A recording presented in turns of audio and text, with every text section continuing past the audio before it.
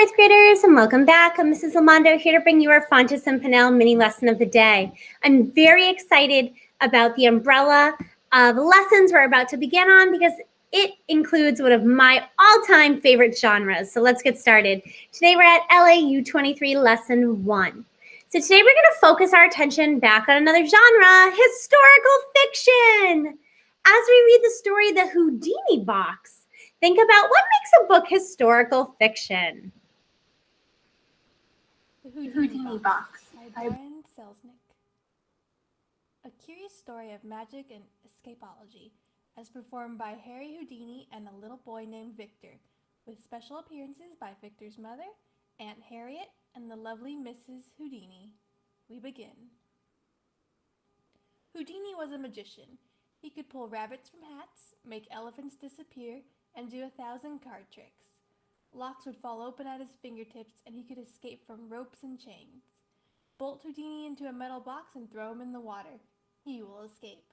Lock him up in a jail, handcuffed and helpless, in any city in the world, Moscow, New York, Vienna, Paris, or Providence. Houdini will escape. Everyone was wonderstruck by Houdini, but children were especially delighted. Children want to be able to escape from their rooms when they are sent there for being bad. They want to make their dinners disappear and their parents vanish. They want to pull candy from their pockets without putting any in, turn their sisters into puppies and their brothers into frogs. Children liked Houdini because he could do the unexplainable things that they wanted to do. Houdini was a magician. Magicians can do anything. Victor was 10. He wanted to be a magician too. When Victor was 8, he read in the newspaper that Houdini had escaped from an iron milk can in under 20 seconds. Victor found his grandmother's trunk and closed himself inside. The lock snapped shut behind him. He tried and tried, but he could not escape in under 20 seconds. In fact, he could not escape at all. So Victor cried and yelled until his mother came home and undid the locks. She was very upset that her son had shut himself up in grandmother's trunk. Victor was very upset that he couldn't get out. When Victor was 9, he found out that Houdini could hold his breath for over 5,000 seconds while escaping from a crate dropped into the ocean.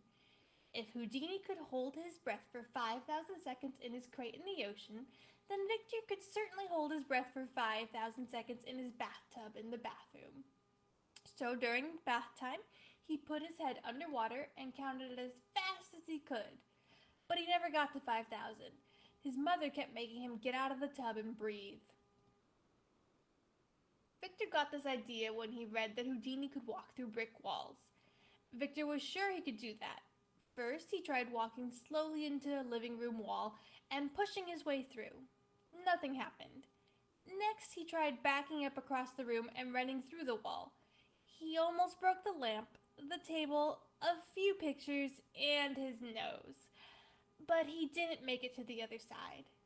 Later that evening, after many unsuccessful hours, Victor finally got through the wall. He used the door. Victor's mother was going crazy unlocking her son from trunks, reminding him to breathe when he took a bath, and telling him not to walk into walls. She decided she would take him to visit Aunt Harriet. Maybe a weekend in the country would calm him down. It was while they were traveling there that the most incredible thing happened.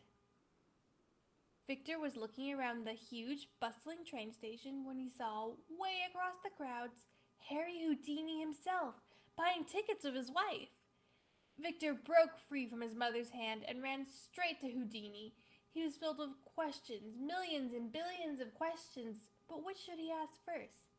He took a deep breath, and this is what he said. How can I escape from my grandmother's trunk in under 20 seconds? How do I hold my breath in the tub without running out of air? Why can't I walk through a wall like you can? How do you escape from jail and handcuffs and ropes and make elephants disappear? How? Congratulations, my young man, interrupted the smiling magician. No one has ever asked me so many questions in such a short amount of time. Are you a magician? I want to be one, said Victor. Houdini remained silent for several moments. After looking at Victor and then at his wife, he finally said, Then listen. Give me the tag from your suitcase. Why? Your name and address are on it. When I write you a letter, I'll need to know where to send it, won't I? Victor immediately undid the little buckle and handed the tag to Houdini. After reading it, the magician bent down so he was face to face with the boy. He whispered, "You wanted me to tell you things I can't talk about in the middle of a busy station, son. And if I'm not mistaken, I see your mother heading this way.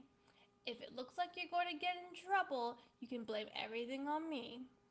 Then, grinning ever so slightly, he added, "Tell her Houdini tied you up for a moment. I'll write you a letter. Wait. Just you wait." Houdini slipped the name tag into his pocket and disappeared into the crowd with his wife. The weekend in the country was not as restful as Victor's mother had hoped. Her son was so excited about having seen Houdini that he locked himself in Aunt Harriet's dresser and in the cabinet of her clock. He walked very fast into her walls and almost broke all of her old framed photographs. Aunt Harriet was not sad when they left. Back at home, Victor locked himself in the closet under the staircase, the cupboard in the kitchen, and his grandmother's trunk. 9 more times. How he hoped Houdini would write him quickly. Victor thought and dreamt about the magician's letter. When you are a boy expecting the secrets of the world to arrive in the mail, it is almost impossible to be patient. If only Victor were already a magician. A magician could make the letter appear out of thin air. But Victor was still just a boy, and patiently or not, he had to wait.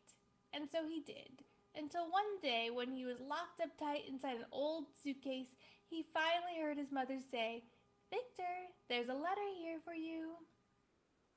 She unlocked the suitcase and handed him the letter. The handwriting was thick and round and perfect. "1,000 secrets await you. Come to my house." Then Houdini gave the time and date for the meeting, but it seemed so far away. Victor knew he couldn't wait, so he went to Magician's house that evening. His hands were shaking as he knocked on the door. With a heavy sigh it opened, and there before him was Harry Houdini's wife. Victor was suddenly too nervous to speak. He stood silently, staring at the sad woman in the light of the doorway. She handed him some candy and softly asked, "What are you supposed to be?" Victor didn't understand what she meant until he saw a ghost, a cowboy, and 2 little goblins running down the street. In all of his excitement, he had forgotten that tonight was Halloween. And now he knew what he was supposed to be. "I'm a magician," he said, and handed Mrs. Houdini the letter. Mrs. Houdini read it and began to cry. She asked him to please wait inside and vanished up the staircase into the magician's library, a dark place alive with books and dust and magical things. He held his breath, waiting for Houdini to greet him with outstretched arms and lead him back into that mysterious room. When someone finally appeared in the hallway, though, it was only Mrs. Houdini, again alone. She came to Victor and handed him a small locked box. Then she opened the front door, and as she showed him out, he heard her whisper, "Houdini is gone." The magician's wife closed the door and left Victor alone with the box. "Bye," he said to the door, and went out into the streets towards home. That night, while he was trying to open the lock on the box with pins and pens and all the small keys from the suitcases and clocks around the house, Victor found the owner's initials engraved on the bottom, E.W. Imagine, as you read this, how it would feel if you had one dream, one hope, one mysterious wish, and then saw it disappear into thin air. That's how Victor felt, and that's why he did what he did next. He took the box that belonged to E.W. and buried it forever at the bottom of his closet. As he closed the door, he made this promise. "Houdini is gone. I will never think about him again or try to do any of his tricks. Cross my heart and hope to die." So, Victor grew up and got married. He and his wife had a child, and they named him Harry, in honor of Aunt Harriet. He was not named in honor of a certain magician because Victor said he never, not even once, thought about Houdini. One chilly day, several years later, Victor and Harry were playing ball in a large field behind their house.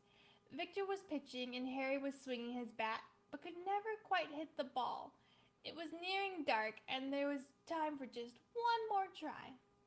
Victor gave Harry a few last-minute batting tips, and then, with all the gentle power that he had, threw the day's final pitch to his son. Harry closed his eyes, and at exactly the right moment, he swung the bat.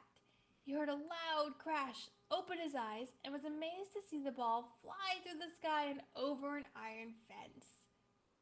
Victor congratulated his son, and together they climbed over the fence to look for the winning baseball. At last they found it lying in the corner of a dark monument.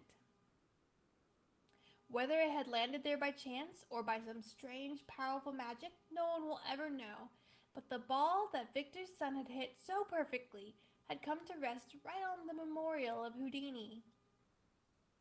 Victor read the monument. Two smaller words appeared directly below Houdini, and Victor said them over and over again because they seemed so familiar. It wasn't until he traced the first letters with his finger that he understood what he was reading. This was Houdini's real name.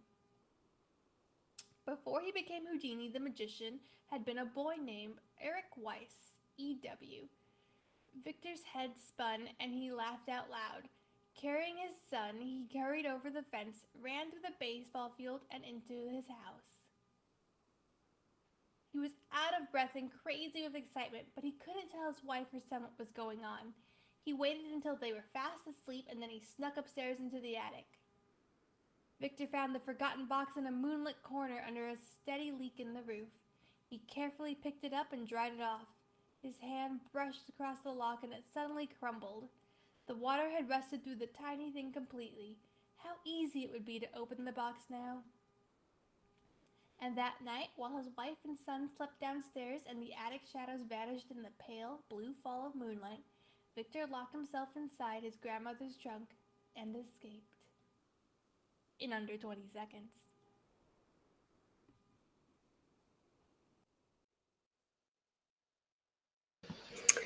Awesome. All right. So let's think about historical fiction. So historical fiction always has stories that are imagined but take place in the real world. They have characters, a plot, and a setting. It's in a narrative structure, like a story. The stories focus on problems and issues of life in the past. Now, oftentimes, historical fiction have character, setting, and plot that is believable. They often are stories based on real people or events from the past. They are often connected to the author's own personal experiences, and the authors often use language of the time in the dialogue. Today, you might want to choose a historical fiction book to read. All right, fourth graders, that's all for today. I'll see you next time. Bye.